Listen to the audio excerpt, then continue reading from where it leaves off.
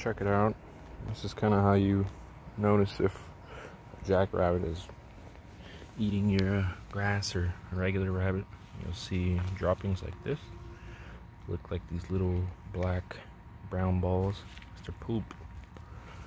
And then you'll also see spots like this where he's going all the way down into the root to try to eat this grass. And usually, you know, you get some wind, it'll cover it like that, but try to look for these spots. This is where you could take out a little thatch and seed. And then you'll notice a wave kind of in the grass. So you see over here, it's looking really long. Over here, really long. Well, right here where I'm standing, it's like 3 inches shorter than everything else. You know he's kind of in this area. And I'm more than certain he's hiding in these bushes, but I'm not gonna go be a rabbit killer for today.